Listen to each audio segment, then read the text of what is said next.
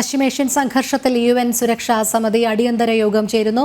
ഇസ്രായേലിനെതിരായ ഇറാന്റെ ആക്രമണത്തെ UN secretary general Antonio Guterres അപലപിച്ചു. ഇതിനിടയിൽ ഇസ്രായേലിനെതിരായ ഇറാന്റെ മിസൈൽ ആക്രമണത്തെ പരാജയപ്പെടുത്തിയതായി അമേരിക്ക അറിയിച്ചു. മാത്രമല്ല, പ്രകോപനം അവസാനിപ്പിക്കാൻ ഇറാന് അമേരിക്ക താക്കീതും നൽകി. എന്തായാലും കാര്യങ്ങൾ ഗൗരവതരമായ ഒരു സാഹചര്യത്തിലേക്ക് തന്നെയാണ് പോകുന്നത്. ശക്തമായ പ്രത്യാക്രമണങ്ങൾക്കാണ് സാഹചര്യങ്ങൾ ഇടയൊരുക്കുന്നത്. ഐസൺ ജോസ് ചേരുന്നു. ഐസൺ, വിശദാംശങ്ങൾ.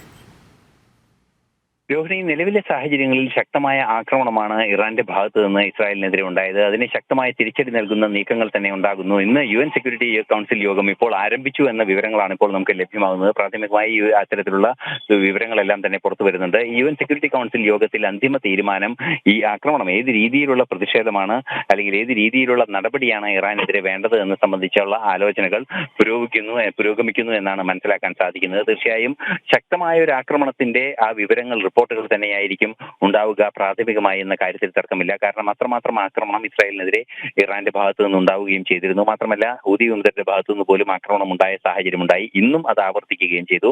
തീർച്ചയായും വലിയൊരു പ്രത്യാക്രമണം ഇസ്രായേലിന്റെ ഭാഗത്തു നിന്നുണ്ടാകും.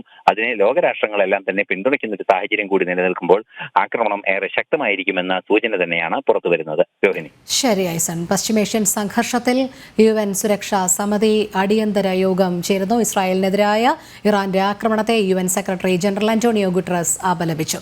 ഐസൺ ജോസാണ് വിവരങ്ങൾ നൽകിയത്.